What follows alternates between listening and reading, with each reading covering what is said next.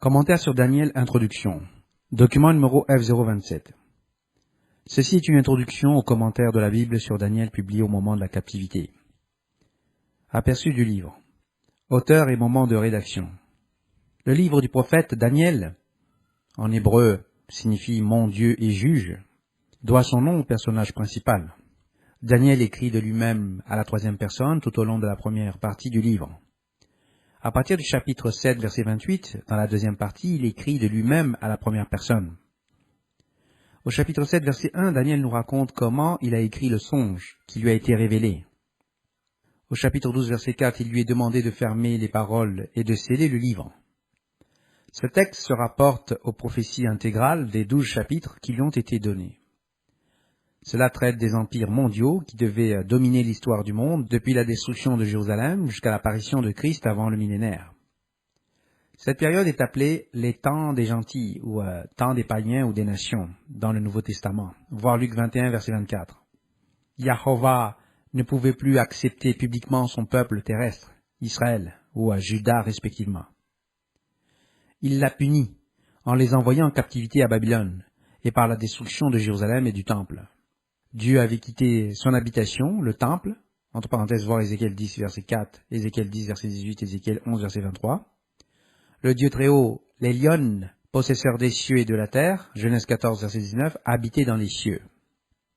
Bullinger note que, citation, dans le livre de Daniel, Dieu est appelé 4 fois le Dieu des cieux. Chapitre 2, verset 18, verset 19, verset 37, verset 44.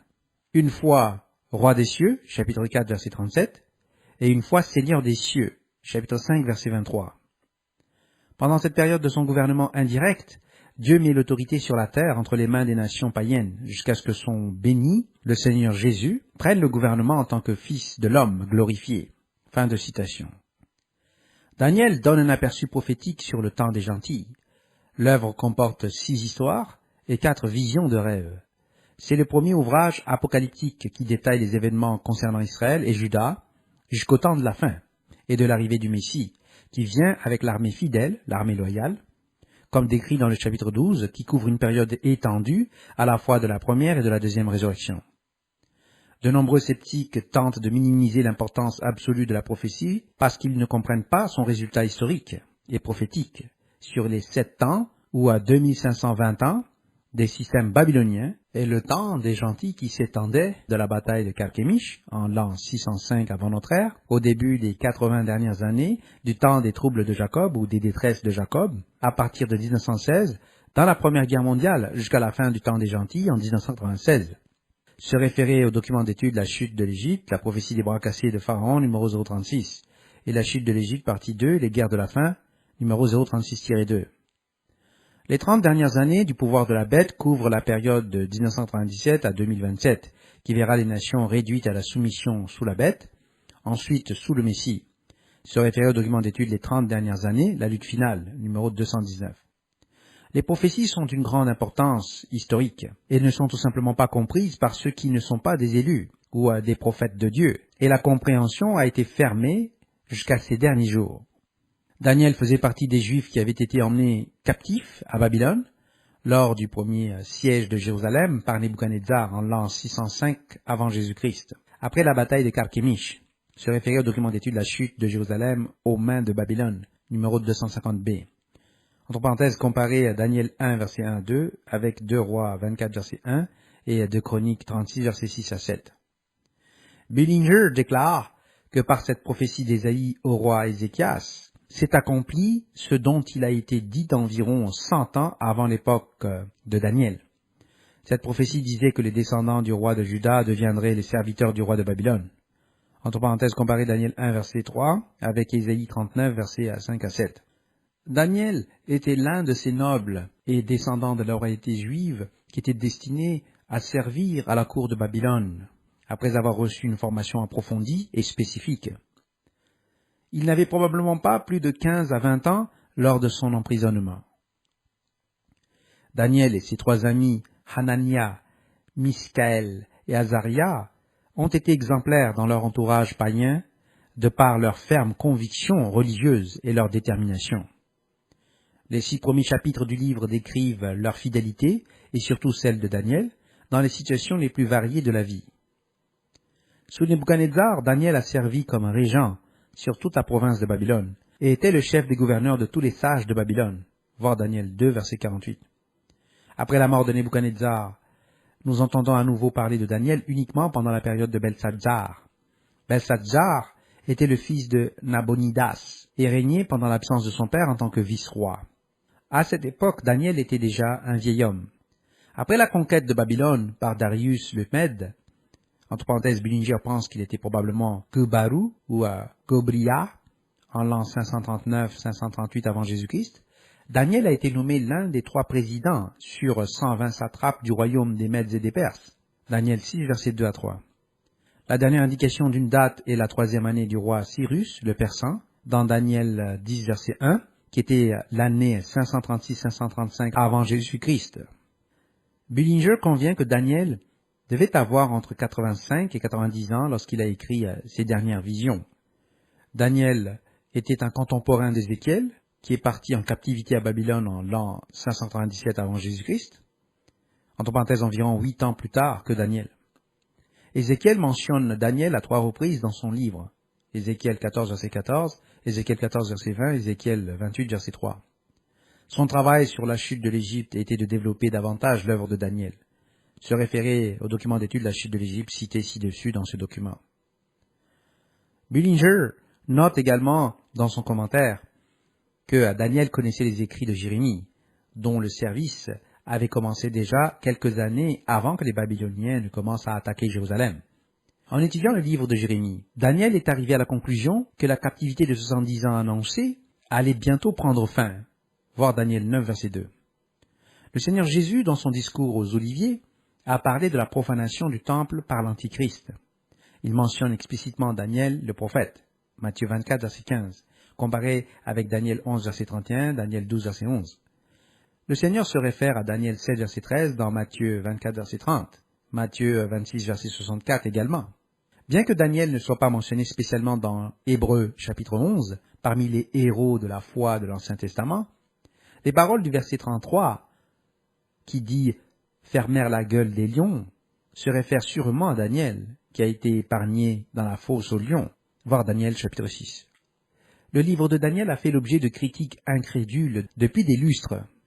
Bullinger note également que les premières attaques remontent au nouveau platoniste païen Porphyre de Tyr, entre parenthèses 3e siècle après Jésus-Christ. Porphyre, désigne le livre de Daniel comme étant l'œuvre d'un juif du 2e siècle avant Jésus-Christ. Les critiques modernes ont des opinions similaires.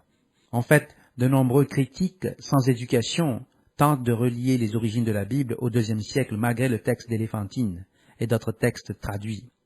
Bullinger est également d'avis que les raisons invoquées contre Daniel en tant que l'auteur sont des prétendues inexactitudes historiques, des détails linguistiques et la théologie de Daniel. Cependant, la principale raison de la critique est sans aucun doute le fait que Daniel a prophétisé des événements historiques avec une précision absolue, entre parenthèses comme l'a fait Isaïe. En effet, Daniel a décrit en détail les combats syro-égyptiens du temps des Maccabées, parmi d'autres événements. Daniel 11, versets 1 à 35. C'est tout simplement impossible, disent les critiques. Ils affirment qu'un livre contenant de tels détails doit avoir été écrit seulement après ces événements. Fin de citation. Bullinger s'est également fait prendre au piège par la traduction erronée de Daniel, chapitre 9, verset 25, dans le Réceptus, voire aussi la King James, comme faisant référence au Messie, ce qui est faux. Le texte fait référence à 2 oins, qui sont Néhémie, après 7 semaines d'années, et Jacques, le frère de Christ, après 62 autres semaines d'années, dans la 69e semaine, en l'an 63-64 de notre ère, avant la destruction du temple, en l'an 70 de notre ère, tel que prophétisé. Se référer au document d'étude Le signe de Jonas et l'histoire de la reconstruction du temple, numéro 013. Ceux de la foi sont généralement d'accord pour dire que Daniel a écrit sur les événements encore à venir, dont les derniers se déroulent actuellement, du temps de la fin, avant la deuxième venue de Christ. Conformément à sa promesse par l'intermédiaire du prophète Amos, qui dit « Certes, le Seigneur Dieu ne fera rien, mais il révèle son secret à ses serviteurs les prophètes. » Amos 3, verset 7. Voyons maintenant le but de sa rédaction. Dans la Bible en hébreu, Le livre de Daniel n'appartient pas aux prophètes, mais aux écrits, en hébreu, Ketubim, ce qui est la troisième et dernière partie de l'Ancien Testament. Là, le livre est placé entre Esther et Esdras. Une grande partie du livre est écrite en araméen, chapitre 2, verset 4 jusqu'au chapitre 7, verset 28. L'araméen était la langue officielle des Babyloniens et des Perses. L'œuvre de Daniel portait sur la fin de l'âge et prophétisait la reconstruction du temple et sa destruction ultime, comme cela est prophétisé au chapitre 9, et la dispersion au chapitre 11. Pour cette raison, elle a été placée juste avant Esdras et après Esther. Le livre s'étend sur 12 chapitres et porte sur le faux système religieux mondial sous les empires des Babyloniens. Le chapitre 1 traite de la captivité et de l'émergence de Nebuchadnezzar. Le chapitre 2 présente les grandes lignes des empires qui couvrent la séquence de 1. Les Babyloniens, 2. Les Médo-Perses, 3. Les Grecs et leur division sur l'Asie, Grèce et Égypte, 4. L'Empire romain et ses deux divisions, 5. Le Saint-Empire romain, 6. L'Empire de la bête des 10 orteils, et 7. La restauration messianique sous le Messie, en tant que la pierre non coupée ou non taillée par des mains humaines, du chapitre 2, versets 44 à 45. Le chapitre 3 traite de l'érection et de l'établissement d'idoles et du faux culte qui devait provenir de ce système. Ceci devait être établi de manière à ce que les élus de Dieu soient testés et éprouvés sous les faux systèmes et que la capacité de Dieu à délivrer ses choisis, ses élus, soit démontrée à travers la fournaise ardente et aussi avec la fosse au lion. Dieu a montré que son armée avait été envoyée pour les accompagner dans les épreuves qu'ils allaient traverser. Le chapitre 4 traite de l'établissement des élus aux yeux des dirigeants du système et du fait que ces derniers ont été forcés de reconnaître le pouvoir de l'unique véritable Dieu. Dans ce chapitre, nous voyons la prophétie des 7 ans dans l'abattage de l'arbre et le ligotage du tronc. Les 7 ans sont une prophétie duelle de 7 ans de Nebuchadnezzar ou à 7 ans qui sont de 2520 ans. Voir ci-après dans ce document au chapitre 4. À la fin de la période des empires, la raison est restaurée, rendue à l'humanité, et le système millénaire de la période des 7000 ans est établi et le temple reconstruit. Se référer au document d'étude le Jubilé d'or, numéro 300, et après cela, nous régnerons à jamais. Se référer au document d'étude la Cité de Dieu, numéro 180. Le chapitre 5 aborde ensuite Belshazzar, le fils du dernier dirigeant néo-babylonien, qui était vice-roi en son absence lors de longues périodes de dévotion religieuse. Le banquet d'État utilisait les ustensiles apportés à Babylone au chapitre 1, verset 2, lesquels provenaient du temple de Dieu, voire aussi Esdras 1, versets 7 à 11. Et cela a impliqué la punition de Dieu du fait des sacrilèges effectués. Cela devait servir d'avertissement au système religieux mis en place depuis Babylone et qui se sont transmis dans les différents empires successifs. Par ces aspects, ils devaient être jugés et condamnés, et leurs empires leur être enlevés et donnés à ceux qui en étaient plus dignes. En fin de compte, aucun n'est considéré comme digne, et le Messie est envoyé pour prendre le contrôle des religions du monde et les établir sous les lois de Dieu, comme nous le voyons à la fin. Le chapitre 6 traite du premier changement apporté aux Mèdes et aux Perses. Lorsque cela s'est produit, il a été mis en place pour piéger tous ceux qui pratiquaient un culte autre que le système qu'ils avaient établi, afin de punir tous ceux qui servaient le seul véritable Dieu, et autrement que comme il avait dicté. Les lois des Mèdes et des Perses ne pouvaient pas être modifiées, et la clémence a donc été empêchée dans cette application. Daniel était pris dans cette affaire, alors qu'il priait 3 fois par jour, verset 13. Par le salut visible de Daniel dans la fosse au lion, ceux qui ont cherché à tuer Daniel, et ceux de son peuple, ont eux-mêmes été pris et tués, tout comme ils ont cherché à tuer Daniel, et comme en fait les empires suivants et leurs dirigeants ont également été tués et traités dans le jugement qui a suivi. C'est par ces épreuves que la puissance de l'unique véritable Dieu a été établie. C'est ainsi que Daniel fut également établi sous les règnes de Darius, le Mède, et de Cyrus, le Persan. Le chapitre 7 commence à partir de l'an 554 avant notre ère, la première année de Belshazzar, fils de Nabonidas, lorsqu'il devint vice-roi. Daniel a reçu un rêve concernant les 4 bêtes, la 4e ayant 10 cornes, et elle a fait la guerre aux saints et a cherché à les éradiquer. Et un fils de l'homme a été placé devant l'Ancien des jours. Ce fut la fin des royaumes, et parle du royaume de l'unique véritable Dieu sous son Messie, et les saints, qui est le résultat final de l'affaire, versets 27 à 28. Ce texte relie la première section à la deuxième section et au chapitre 12. se référer au chapitre 7 ci-après dans ce document. Le chapitre 8 traite de la vision suivante de Daniel, donnée en l'an 552 avant notre ère, qui était la 24e année du calendrier de Dieu. Voir le document numéro 156. Elle est placée à Oulaï, voir le verset 2, qui est la rivière Eulaeus, entre parenthèses note de bas de page à la Bible Oxford Annotated, RSV. C'était la prophétie de la transition du pouvoir médo-perse, le bélier, au bouc de Gareth. C'est cette prophétie qui a été montrée à Alexandre le Grand lorsqu'il est allé à Jérusalem, et qu'il y a ensuite offert un sacrifice à Dieu par le biais du sacerdoce du temple. La prophétie montre qu'il devait être tué, puis les 4 cornes qui s'élevaient de lui faisaient référence aux 4 généraux qui lui ont succédé. La prophétie traite ensuite de la profanation du sanctuaire qui a été renversé d'Antiochus Épiphane, qui s'est élevé contre Dieu, chapitre 11, verset 36, et a été brisé, de Maccabée, chapitre 9, verset 5, puis de la destruction du temple en l'an 70 de notre ère, comme annoncé au chapitre 9, et de la suppression du sacrifice quotidien jusqu'à la venue du Messie. Cela concerne les 2300 soirs et matins, ou années, comme prédit au verset 14, voir le chapitre 8, cité ci-après dans ce document. La prophétie se termine en montrant que le dernier monarque final recevra le pouvoir sur le monde et sur les saints, et qu'il sera là et se déplacera et agira contre le Messie quand il viendra établir le royaume millénaire de Dieu. Ce dernier monarque final et les systèmes mondiaux, tant gouvernementaux que religieux, seront alors renversés. Le chapitre 9 est répertorié dans la première année de Darius le Mède, fils d'Assuérus, ce qui signifie Xerxès. Certains érudits supposent qu'il s'agissait d'un roi mythique, plutôt que de regarder l'histoire, et acceptent simplement le fait que la chronologie remonte à la première année où les Mèdes, sous Darius, ont pris le contrôle de la Chaldée, avec et pour Cyrus le Persan, qui était son neveu.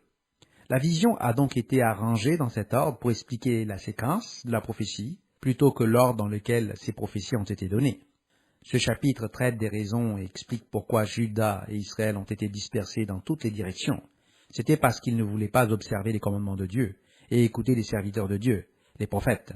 Et il en est resté ainsi, et ce, jusqu'à la séquence finale de la dernière des guerres de la fin, se référer au verset 1 jusqu'à 19.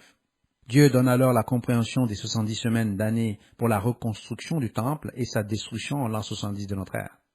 Les spécialistes qui ne croient pas à la puissance et à la prophétie de Dieu ne peuvent tout simplement pas faire face ou traiter de la puissance et de l'exactitude pure de ces prophéties données à la fin du 7e siècle et au début du 6e siècle avant notre ère, couvrant plus de 2500 ans, comme nous le verrons ci-après dans cette œuvre.